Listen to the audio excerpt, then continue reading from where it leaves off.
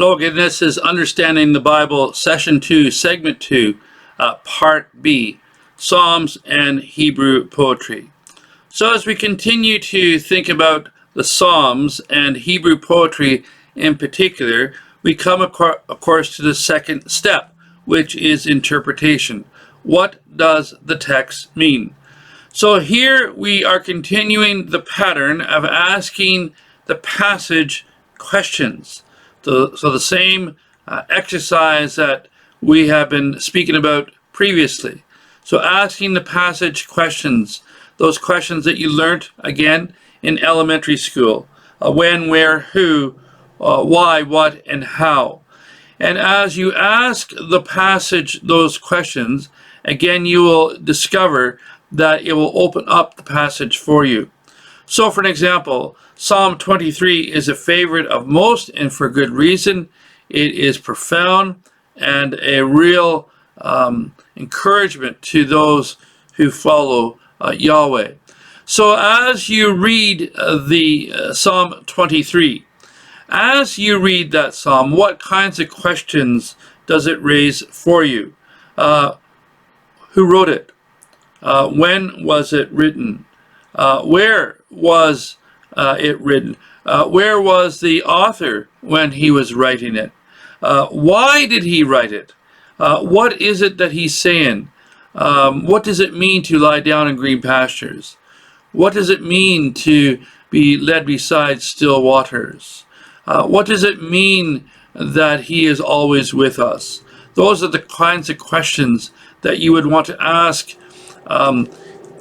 Sometimes each line in the psalm or a section of the psalm. So Psalm 23, 1-3 raises all kinds of questions. But there are questions within that section that should generate ideas and questions for you as well. In fact, often when you ask one question, it will lead into asking further questions. Again, I can't emphasize enough the importance of asking the passage questions. So you can practice this exercise with Psalm 23. What is the historical context of the psalm or what we know? And how does that historical awareness enhance the meaning of this particular psalm? Now, one of the things that is fascinating is with the book of Psalms, there are some psalms that we can be pretty certain of the historical context that it's set within. But there are many that we simply don't know the historical context, or we can't be certain about the historical context. That also suggests aspects to the meaning of the passage. So, who wrote Psalm 23? Do we know for certain? And if we do know, when was it written? What period of his life was it written? Can we be certain of that? Those are the types of questions that you can be asking the psalm. Now, as I said, some are pretty obvious, the historical context. So Psalm 137, it's clearly referencing the exiles when they're in Babylon, so we can know that. But there are many psalms where we simply don't know for certain what the historical context is. But nevertheless, you would still want to start with that question and be aware of what the historical context is, because that will help you in trying to ascertain the meaning of the passage.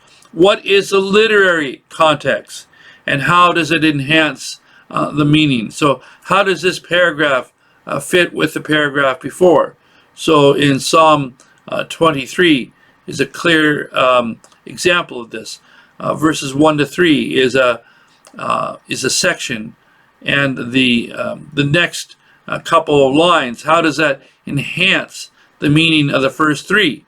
Those are the kinds of literary considerations that you need to ponder. Are there any literary devices, metaphors, similes, or hyperbole? And of course, with the Psalms, there are many of these. metaphors galore. And so the metaphors are important in trying to understand what the metaphor is and what is trying to be conveyed through the use of that particular metaphor. The Lord is my shepherd. That is a metaphor. The Lord is my shepherd. In what way is he my shepherd? It's a metaphor.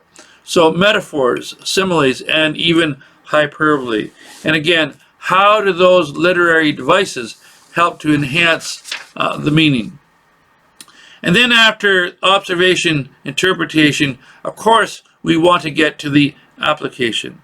The application is the goal. How does this text apply to me? How does this text apply to us? So it's not just application at a personal level, although it certainly includes that, but often it's an application at a communal level, at the level of the church, the level of the community of believers. And so that is one of the things that we have to always keep in mind as we're reading the scriptures in general and the Psalms in particular. They do apply at a personal level. Personal, yes. Individualistic, absolutely not. The Psalms and the scriptures as a whole are addressed to a community of believers, the people of God. So does it apply to you at a personal level? Absolutely. Does it apply only at an individualistic level? Not a chance. It doesn't.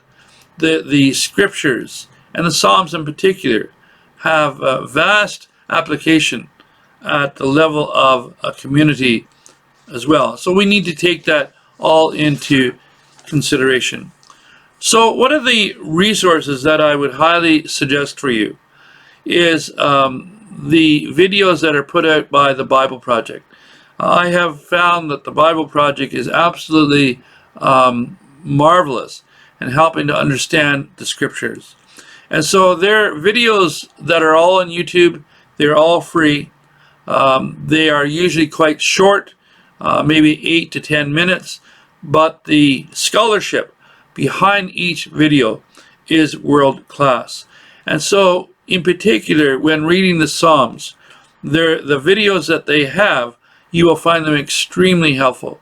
So they have in their overview section, read scripture as they call it, there's an overview of the Psalms.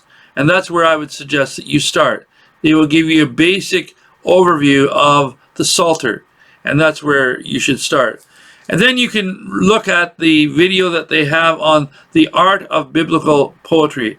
It is very, very helpful, and you will find it to be so. Also, there's a video on metaphors in Hebrew poetry. And also, they have an animated video on the book of Psalms. And so, those are the resources that I would highly recommend that you take into consideration when studying the Psalms and Hebrew poetry in particular. And we'll pick it up with the next segment when we look at the wisdom literature.